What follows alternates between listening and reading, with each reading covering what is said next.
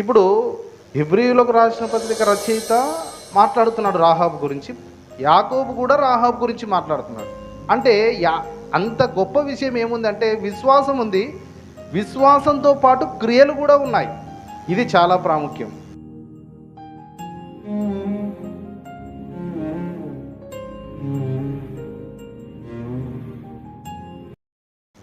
హెబ్రీయులకు రాసిన పత్రిక 11వ అధ్యాయం 30, 31, 2 మనం చదువుదాం.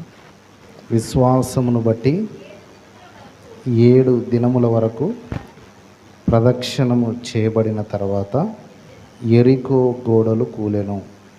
విశ్వాసమును బట్టి రాహాబను వేశ్య వేగుల వారిని సమాధానముగా చేర్చుకునినందున అవిధేయులతో పాటు నశింపకపోయెను.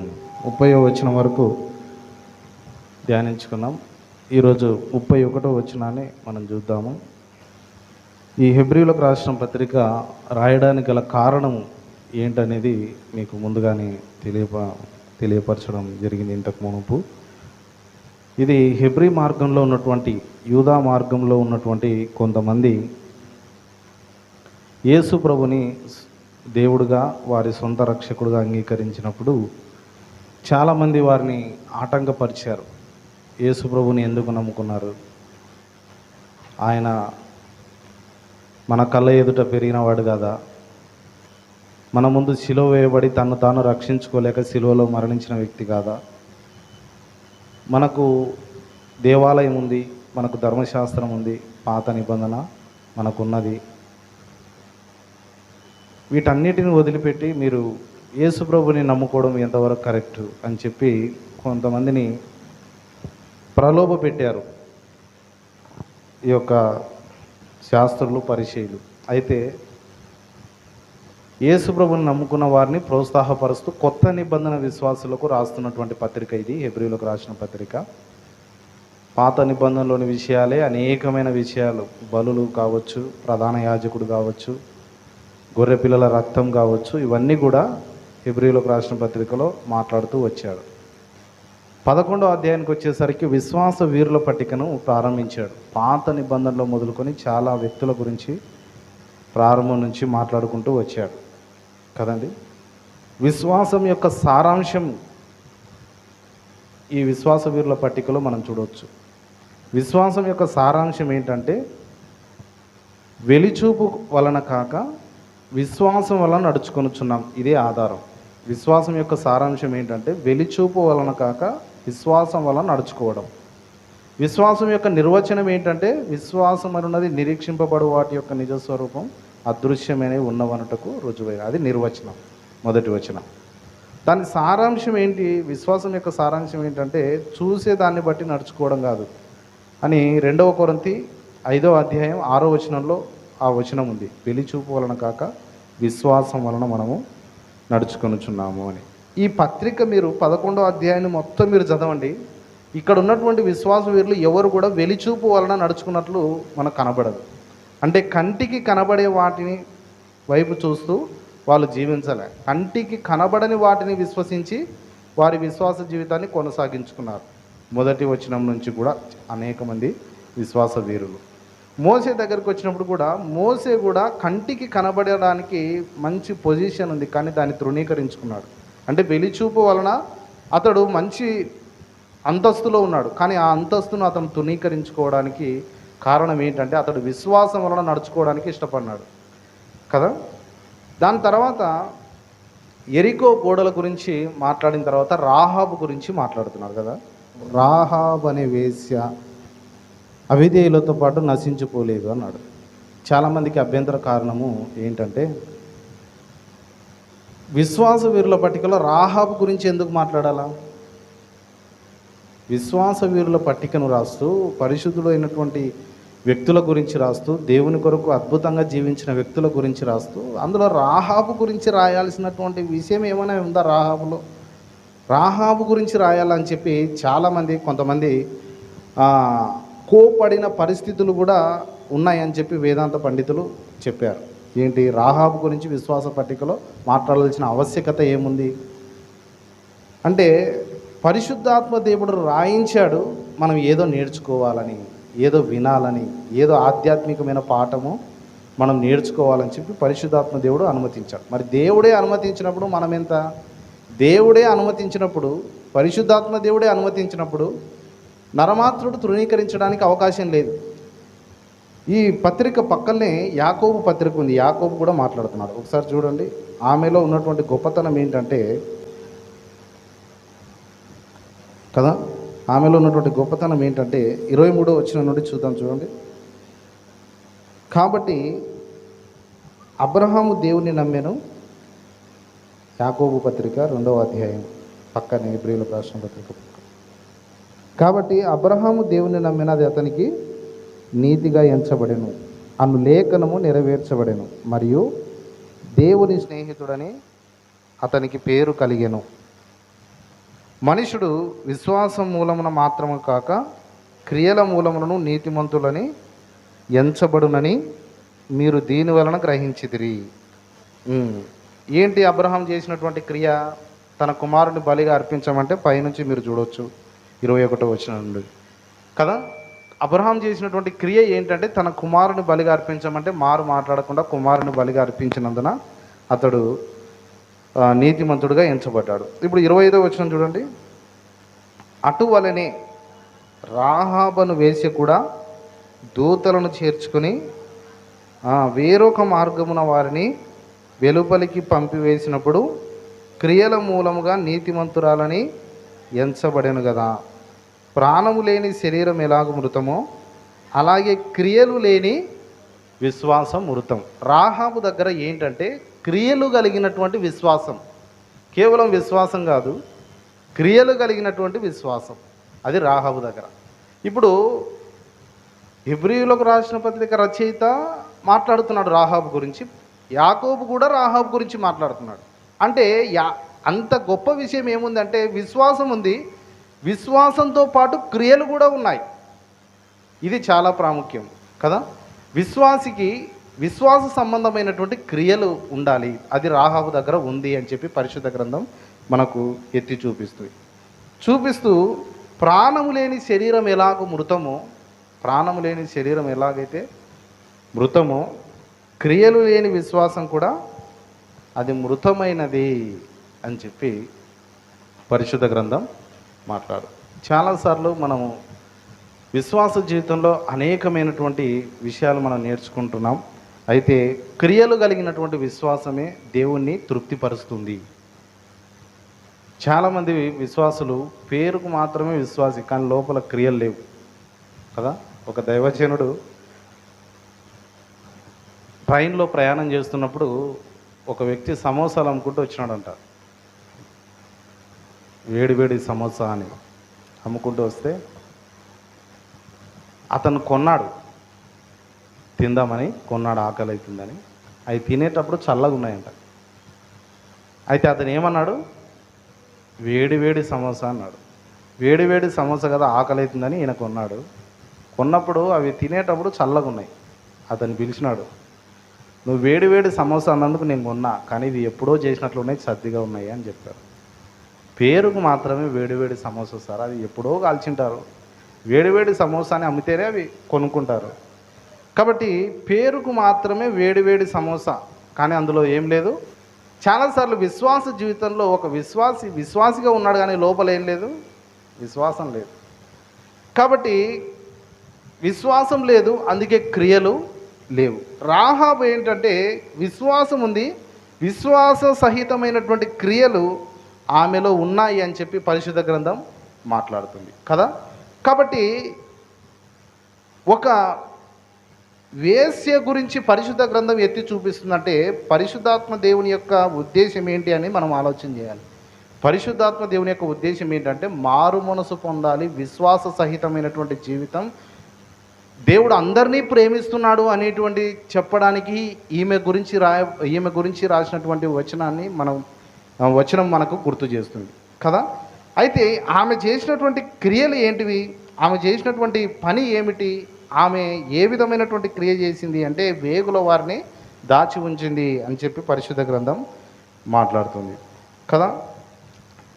అంత మాత్రమే కాదు, పరిశుద్ధ గ్రంథం రాహాబుకు గొప్ప స్థానం ఇస్తుంది కదా. మత్తయి సువార్త చెప్పండి, మత్తయి సువార్త 1వ అధ్యాయం 4-5 వచనాలు. యెస్రోము ఆరామును కనెను, ఆరాము అమ్మినాదాబును కనెను, అమ్మినాదాబు నయోస్సోనును కనెను, నయోస్సోను సెల్మానును కనెను, సెల్మాను రాహాబునందు బోయాజును కనెను, బోయాజు రూతునందు ఓబేదును కనెను, ఓబేదు ఎస్ఐని కనెను, ఎస్ఐ రాజైన దావీదును కనెను. యేసు ప్రభు దావీదు కుమారుడు అని పిలువబడతాడు మాటి మాటికి కూడా. ఇప్పుడు రాహాబు ఒక విశ్వాసి కాదు, ఇశ్రాయేలీలకు సంబంధించిన వ్యక్తి కాదు, కానీ యేసు క్రీస్తు వంశావళిలో చేర్చబడింది. ఈ మొదటి అధ్యాయం ఏంటి? మత్తయి రాసిన సువార్త 1వ అధ్యాయం వంశావళి గురించి పట్టిక. ఈ వంశావళిలో రాహాబు గురించి మాట్లాడుతున్నాడు. యేసు క్రీస్తు వంశావళిని తీసుకురావడానికి రాహాబును తీసుకొని వచ్చాడు. అంటే యేసుక్రీస్తు వంశావళిలో ఎవరున్నారు?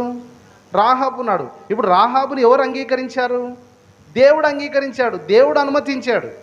కాబట్టి చాలామంది పాపులను చూసి అసహించుకుంటారు. తప్పు. పాపులను చూసి పరిశుద్ధ గ్రంథం పిలుస్తుంది, ప్రయాసపడి భారం మోసుకొనుచున్న సమస్త జనులారా నా యొద్దకు రండి, నేను మీకు విశ్రాంతినిస్తానని పరిశుద్ధ గ్రంథం ఆహ్వానిస్తుంది, ప్రేమిస్తుంది, దయను చూపిస్తుంది, కృపను చూపిస్తుంది. కానీ చాలాసార్లు అటువంటి వారిని అసహించుకుంటూ ఉంటారు. అంటే వారికి తెలియని పరిస్థితుల్లో వాళ్ళు జీవిస్తున్నప్పుడు దేవుని యొక్క ప్రేమను రుచి చూచి వాళ్ళు మారు మనసు పొందినప్పుడు పరిశుద్ధ గ్రంథం వారిని ప్రేమిస్తుంది, ఆహ్వానిస్తుంది, వారికి రక్షణను, విమోచనను కలగజేస్తుంది. యేసుక్రీస్తు ప్రేమ అంత గొప్పది. అప్పుడు రాహాబుకి ఇంత గొప్ప స్థానమా? ఇంత గొప్ప స్థానంలో ఏమి? ఆమెలో ఉన్నటువంటి విశ్వాసం ఏంటి?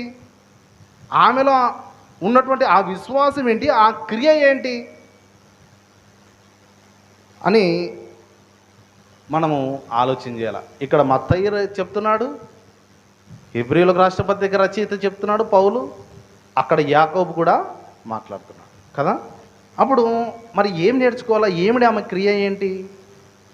క్రియలు లేని విశ్వాస మృతము అని చెప్పి బైబిల్ మాట్లాడుతుంది. అంటే ఆమెలో ఏదో విశ్వాస సహితమైనటువంటి క్రియ ఉంది, దేవుని మీద అపారమైనటువంటి విశ్వాసము ఆమెలో ఉంది. అది ఆమెను రక్షించింది. యేసుక్రీస్తు వంశావళిలో కూడా ఆమె ఉన్నది అని చెప్పి పరిశుద్ధ గ్రంథం ఆమెకు గొప్ప స్థానం ఇస్తుంది కదా. చాలామంది పరిచయులకు, శాస్త్రులకు ఇటువంటి విషయాలు నచ్చవు కదా. చాలామంది పరిచయులకు నచ్చదు. ఒక వ్యభిచారం చేత పట్టబడిన స్త్రీ వారికి దొరికినప్పుడు రాళ్లతో కొట్టి చంపాలని ధర్మశాస్త్రం చెప్పి, మరి నువ్వేం చెప్తావు అని చెప్పి ఆయన ముందుకు వచ్చారు. యోహాను సువార్త 8వ అధ్యాయం. ఆయన ఆమెను ఆమె పరిస్థితిలో నుంచి ఆమెను విడిపించడానికి ఆయన ఈ లోకానికి వచ్చాడనేటువంటి విషయం అక్కడ యేసు ప్రభు నేర్పించారు. అటువంటి వారిని అసహించుకుంటుంది లోకం, అటువంటి వారిని దూరం చేస్తుంది లోకం. తెలియక చేసిన పొరపాట్లను ఎత్తి చూపుతూ వారిని రక్షణలోకి రాకుండా చేస్తుంది లోకం. కానీ యేసు ప్రభు ప్రేమిస్తున్నాడు, అందులో నుంచి విడుదల పొంది విశ్వాస సహితమైనటువంటి జీవితం జీవించాలని పరిశుద్ధ గ్రంథం మాట్లాడుతుంది కదా. అప్పుడు ఆ స్త్రీని కూడా, మీలో పాపం లేనివాడు మొదట రాయాడంటే అందరూ పాపం చేసిన వారే, ఎవరు కూడా నీతిమంతులు లేరు, ఒక్కరు కూడా నీతిమంతులు లేరు, అందరూ ఏదో ఒక విషయంలో పాపం చేశారు. అందుకే చిన్నవారు మొదలుకొని పెద్దవారి వరకు అందరూ రాళ్ళను కింద పడేసి వెళ్ళిపోయారు. అక్కడ యేసుప్రభు ఒక్కడే నీతిమంతుడు. శిక్షించాలన్నా, ఆమెని క్షమించాలన్నా ఆయనకు ఒక్కనికి అధికారం ఉంది. అప్పుడు ఆయన ఏం చెప్పాడంటే, అమ్మ నేను ఎవరైనా శిక్షించాలంటే, ఎవరు నన్ను శిక్షించాలంటే నేను కూడా నిన్ను శిక్షించను అంటాడు. ఆమెలో గొప్ప మారు మనసు కలిగింది. యేసునందు విశ్వాసం ఉంచడం జరిగినట్లు అక్కడ సందర్భాన్ని మనము చూడవచ్చు కదా. ఇప్పుడు రాహాబు యొక్క క్రియ ఏంటి? కొద్ది నిమిషాలు మాత్రం మనం చూద్దాం. యెహోషువ గ్రంథం, పరిశుద్ధ గ్రంథంలో యెహోషువ గ్రంథం 2వ అధ్యాయం 1వ వచనం నుండి మనం చూసుకుంటూ వెళ్దాం. నూను కుమారుడైన యెహోషువ వేగుల వారైన 2 మనుషులను పిలిపించి, మీరు పోయి ఆ దేశమును, ముఖ్యంగా యెరికోను చూడుడని వారితో చెప్పి షిత్తీము వద్ద నుండి వారిని రహస్యంగా పంపాను. వారు వెళ్ళి రాహాబు నొక వేశ్య ఇంట చేరి అక్కడ దిగగా, దేశమును వేగు చూచుటకు ఇశ్రాయేలీయుల యొద్ద నుండి మనుషులు రాత్రివేళ ఇక్కడికి వచ్చిరని ఎరికో రాజునకు వర్తమానం వచ్చింది. అతడు నీ యొద్దకు వచ్చి నీ ఇంట చేరిన ఆ మనుషులను వెలుపలికి తీసుకొని రమ్ము, వారు ఈ దేశమంతటిని వేగు చూచుటకై వచ్చిరని చెప్పుటకు రాహాబు నొద్దకు మనుషులను పంపగా, ఆ స్త్రీ ఆ ఇద్దరు మనుషులను తోడుకొని వారిని దాచిపెట్టి, మనుషులు నా యొద్దకు వచ్చిన మాట నిజమే, వారు ఎక్కడి నుండి వచ్చిరో నేను ఎరగను. చీకటి పడుచుండగా గవిని వేయబడు వేలను ఆ మనుషులు వెలుపలికి వెళ్ళిరి. వారెక్కడికి పోయిరో నేను ఎరగను. మీరు వారిని శీఘ్రంగా తరిమితిరా, పట్టుకుందరు. రాజుకు సమాచారం వచ్చింది, ఆ ఇంట్లో దాక్కున్నారు, ఆమె దగ్గర దాక్కున్నారు అని చెప్పి. ఇప్పుడు రాజు దగ్గర అబద్ధం ఆడితే ఆమె ప్రాణానికే ప్రమాదం. ఒక రాజుకు వ్యతిరేకంగా మాట్లాడితే ఆమె ప్రాణానికే ప్రమాదం.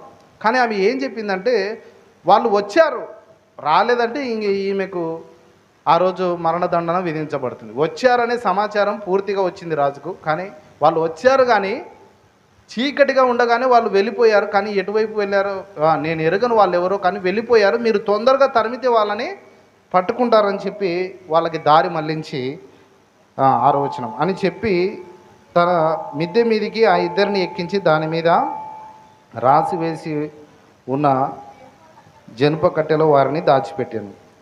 ఆ మనుషులు యోర్దాను దాటు రేవుల మార్గమున వారిని తరిమిరి. తరుమబోయిన మనుషులు బయలు వెళ్ళిన తోడనే గవిని వేయబడెను. ఆ వేగుల వారు పండుకొనక మునుపు ఆమె వారున్న మిద్దె మీదకి ఎక్కి వారితో, ఇప్పుడు గమనించండి, ఆమె ఇప్పుడు వారితో ఇట్లా అంటుంది, వాళ్ళు వెళ్ళిపోయారు, దారి మళ్లించింది, వారు వెళ్ళిపోయారు. అప్పుడు ఆమె వారితో ఇట్లా అంటుంది, యెహోవా ఈ దేశమును మీకు ఇచ్చుచున్నాడని. అవిశ్వాసి మాట్లాడుతున్నటువంటి విశ్వాస సహితమైన మాటలు గమనించండి. రాహాబు ఏమైనా విశ్వాస? ఇశ్రాయేలీలకు సంబంధించిన వ్యక్తి? ఎర్ర సముద్రం 2 పాయలుగా చీల్చడం చూసిందా? ఆమె ఆకాశం నుంచి మన్నాను కురిపించడం చూసిందా? ఏం చూడలే. ఐగుప్తు దేశంలో జరిగిన ఆ యొక్క అద్భుత కార్యాలను రాహాబు చూడలే. ఐగుప్తు దేశంలో నుంచి బయటకు వచ్చిన తర్వాత ఎర్ర సముద్రం గుండా బయటకు వచ్చిన విధానం ఆమె చూడలే. అరణ్యంలో వారి కోసం మన్నాను కురిపించిన విషయాన్ని చూడలే. అరణ్యంలో బండ నుంచి నీళ్ళు ఇచ్చిన విషయము ఆమె చూడలే కన్లారా. ఏ అద్భుత క్రియలను రాహాబు చూడలేదు.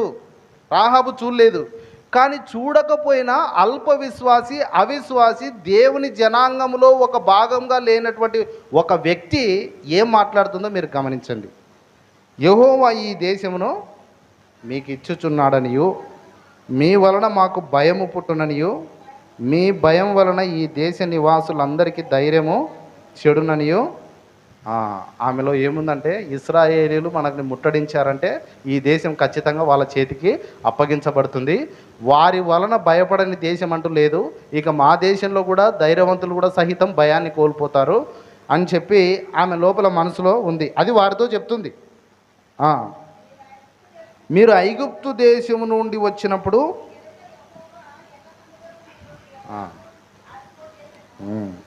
మీ ఎదుట యెహోవా ఎర్ర సముద్రపు నీరును ఎలాగో ఆరిపోజేసినో, యోర్దాను తీరమునున్న అమోరీయుల 2 రాజులైన సీహోనుకును ఓగుకును మీరేమి చేసిత్రో, అనగా మీరు వారిని ఎలాగో నిర్మూలం చేసిత్రో ఆ సంగతి మేము ఏం చేశారంట వాళ్ళు చూశారా?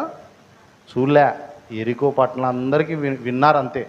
ఇశ్రాయేలీయుల దేవుడు ఎలాంటి అద్భుతాలు చేశాడో వీళ్ళు విన్నారు. అందులో రాహాబు కూడా వినింది. ఈ కార్యంలో ఆమె కన్నులారా చూడలేదు, కానీ వినింది. వింటిమి. మేము వినినప్పుడు మా గుండెలు కరిగిపోయాను. ఇలాంటి అద్భుతములు ఎవరు చేయలేరు, ఇలాంటి అద్భుతములు చేయగలిగిన దేవుడు ఇంతవరకు ఎప్పుడు చూడలేదు అని చెప్పి ఆ సంగతులు వినగానే వీళ్ళ గుండెలు కరిగిపోయినాయంట. అంటే ఆమె ఊహించుకుంటుంది. ఎట్లా ఊహించుకుంటుంది చూడండి. ఎర్ర సముద్రం 2 పాయలుగా చీలడం ఏంటి, ఆ మధ్యలో నడుచుకుంటూ రావడం ఏంటి, బండ నుంచి నీళ్లు రావడం ఏంటి, ఈ అరణ్యంలో ఇన్ని దినాలు వాళ్ళు చెప్పులు అరిగిపోకుండా, బట్టలు మాసిపోకుండా ఎలా బతకగలిగినారు, వీళ్ళ పైన మహిమ ఉంచిన దేవుడు ఎంత గొప్ప దేవుడు అని చెప్పి ఒకసారి వీళ్ళు తలుచుకుంటే ఆ దేవుని గురించి వీళ్ళ గుండెలు కరిగిపోయినాయంట. అంత గొప్ప దేవుడా ఇశ్రాయేలీయుల దేవుడు అని కరిగిపోయానని చెప్తుంది వాళ్ళతో. మీ దేవుని గురించి మేము వింటే ఏమైపోయినాయి అంటే మా గుండెలు కరిగిపోయినాయి. మీ దేవుని గురించిన మాటలు మేము వింటుంటే మా గుండెలు కరిగిపోయినాయి. మీ దేవుడైన యెహోవా పైన ఆకాశమందును కింద భూమి అందును దేవుడే. ఇవి మాట ఎవరు చెప్తున్నారు? అవిశ్వాసి. అవిశ్వాసి ఏమంటుందంటే, మీ దేవుడైన యెహోవా ఎటువంటి వాడంటే పైన ఆకాశమందు ఎవరైనా దేవుడు ఉన్నాడంటే ఆ దేవుడు మీ దేవుడేనయ్యా. కింద భూమి అందును దేవుడే, ఆకాశమందు దేవుడే, భూమి అందు కూడా మీ దేవుడే దేవుడు అంటూ చెప్తుంది. ఎవరు? రాహాబు. అంటే దేవుడు తప్ప ఇలాంటి అద్భుతాలు ఎవరు చేయలేరు, దేవుడు తప్ప ఇలాంటి మహిమలు ఎవరు చేయలేరు. కాబట్టి రాహాబుకు ఒకటి అర్థమైపోయింది క్లారిటీగా, ఏంటంటే ఇశ్రాయేలీయుల దేవుడే దేవుడు, ఆకాశమందు దేవుడు ఈయననే, భూమి మీద కూడా దేవుడు ఈయననే. యెరికో పట్టణంలో ఎంతోమంది దేవుళ్ళు ఉండొచ్చు, ఎంతోమందిని వీళ్ళు ఆరాధించుచుండొచ్చు, కానీ రాహాబు మనసులో ఏముందంటే మొత్తం వాళ్ళ ముందర చెప్తుంది, అయ్యా మీ గురించి మొత్తం విన్నాము, మీ సంగతులన్నీ విన్నాము, మీ అద్భుతాలన్నీ విన్నాము, ఆకాశమందు యెహోవాయే దేవుడు, భూమి మీద ఆయననే దేవుడు అని చెప్పి సాక్ష్యం ఇస్తుంది. అంటూ మీ ఎదుట ఎట్టి మనుషునికైనాను ధైర్యం ఏమాత్రం ఉండదు. ఎందుకంటే మీ పక్షాన ఎవరున్నారు? నిజ దేవుడు ఉన్నాడు, జీవంగల దేవుడు మీ పక్షాన ఉన్నాడు. కాబట్టి మీ ఎదుట ఎవరు నిలవజాలరు. హల్లెలూయా. ఇట్టి విశ్వాసం మనలో ఉండాలని చెప్పి పరిశుద్ధ గ్రంథం మాట్లాడుతుంది. రాహాబులో ఇట్టి విశ్వాసం ఉంది. దేవుడు మన పక్షమున ఉండగా మనకు విరోధి ఎవడు? దేవుడు మన పక్షాన ఉన్నాడు, నా పక్కలో ఉన్నాడంటే ఓటమి భయం మనకు ఉండదు. హల్లెలూయా. చాలామంది ఓడిపోతానేమని భయం ఎక్కువ ఉంటుంది, నేను పడిపోతానేమో, నేను జయించలేనేమో, నేను నిలబడలేనేమో అనేటువంటి భయం ఎక్కువగా వారికి ఉంటుంది. కానీ దేవుడు నా పక్షాన ఉన్నాడు, నేను ప్రార్థన చేస్తున్న అనుదినం నా దేవుడు నా పక్షాన ఉన్నాడు, నా దేవుడు నన్ను చూస్తున్నాడు, ఈ పరిస్థితిని ఎరిగి ఉన్నాడు, ఆయన నాతో ఉన్నాడని చెప్పి ఎప్పుడైతే నువ్వు గుర్తిస్తావో దేవుని సహాయం నువ్వు పొందుకుంటావని చెప్పి పరిశుద్ధ గ్రంథం నీకు గుర్తు చేస్తుంది కదా. ఎట్టి మనుషునికైనాను ధైర్యం ఏమాత్రమో ఉండదు. నేను మీకు ఉపకారం చేసేది కనుక మీరును నా తండ్రి ఇంటికి ఉపకారం చేసి నాకు నిజమైన ఆనవాలు ఇచ్చి నా తండ్రియు, నా తల్లియు, నా అన్నదమ్ములను, నా అక్క చెల్లెలను, వారికి కలిగి ఉన్న వారందరూ చావకుండా బ్రతకనిచ్చి రక్షించినట్లుగా దయచేసి యెహోవా తోడని ప్రమాణం చేయడనను. వాళ్ళతో ఒక మాట తీసుకుంటుంది. 18వ వచనం చదవండి. ఇప్పుడు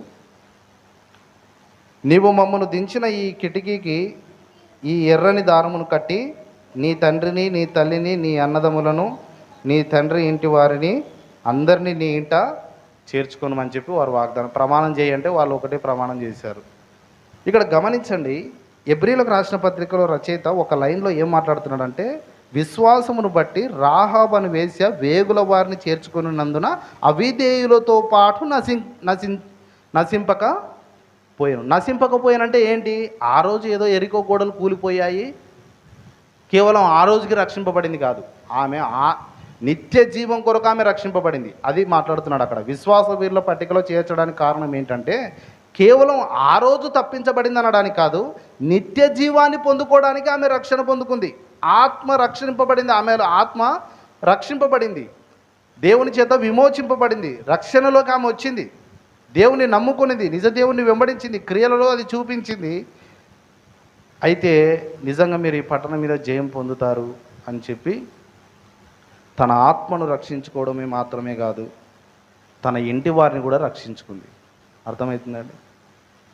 ఒకడు సర్వలోకమును సంపాదించుకొని తన ప్రాణం పోగొట్టుకుంటే వానికి ఏం ప్రయోజనం? తినడానికి తిండి ఉంది, తిరగడానికి అన్నీ ఉన్నాయి, వస్త్రాలు ఉన్నాయి, మంచి ఇల్లు ఉండిపోయాయి, అన్నీ ఉండిపోయాయి, కానీ ప్రాణము పోగొట్టుకుంటే వానికి ఏం ప్రయోజనం? ఇప్పుడు రాహాబు అనే వేశ్య తన జీవితం సాక్ష్యం లేని జీవితమైన నిజ దేవుని యొక్క దర్శనము ఆమెను మార్పు చేసింది. అలాగే ఆ దేవుని యందు రక్షణ పొందుకునింది, తన ఆత్మను రక్షించుకుంది. అదే బైబిల్ మాట్లాడుతుంది కదా. అప్పుడు తన ఆత్మను రక్షించుకుంది, అంత మాత్రమే కాదు తన కుటుంబం వారిని కూడా రక్షించుకుంది. ఏమంటుంది? మీరు నిజంగా విజయం పొందుతారు, మీరు మా దేశం మీదకి వచ్చినప్పుడు నా ఇంటి వారిని జ్ఞాపకం చేసుకో. నా తండ్రిని, అందరి పేరు చెప్తుంది చూడండి, నా తండ్రిని, నా తల్లిని, నా అన్నదమ్ములను, నా అక్క చెల్లెలను, వారికి కలిగిన ఉన్న వారందరూ చావకుండా బ్రతకనిచ్చి రక్షించినట్లుగా దయచేసి యెహోవా తోడని ప్రమాణం చేయండి, వాళ్ళందరూ కూడా రక్షణ పొందాలని చెప్పి. ఇప్పుడు ఎబ్రీలకు రాసిన పత్రిక రచయిత ఆ మాట రాయడానికి గల కారణం ఏంటంటే, ఎరికో గోడలు కూలేనన్న తర్వాత రాహాబ్ గురించి మాట్లాడుతున్నారు. ఏంటికో తెలుసండి, ఎరికో గోడలన్నీ పడిపోయిన తర్వాత ఒక భాగం అట్లే నిలబడుకొని ఉందంట.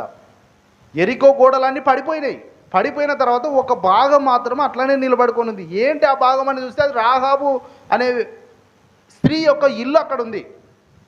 అక్కడ పడిపోకుండా నిలబడిన స్థలం అంటే ఆమె కుటుంబం అంతా రక్షింపబడింది. అందరు కూడా ఇంట్లోకి చేర్చుకునింది, అందరి కొరకు వేడుకొనింది, అందరి కొరకు వేడుకొనింది. అలా వేడుకున్నప్పుడు వీళ్ళు ఏం చెప్పారంటే, వేగుల వారు, నీ ఇంట్లో ఒక కిటికీకి ఎర్రని దారం కట్టుకొని ఉండని చెప్పారు. ఆ ఎర్రని దారం చూసి మీ మీదికి రాకుండా మేము వెళ్ళిపోతామని చెప్పారు. ఆ ఎర్రని దారం దేనికి గుర్తు తెలుసా అండి?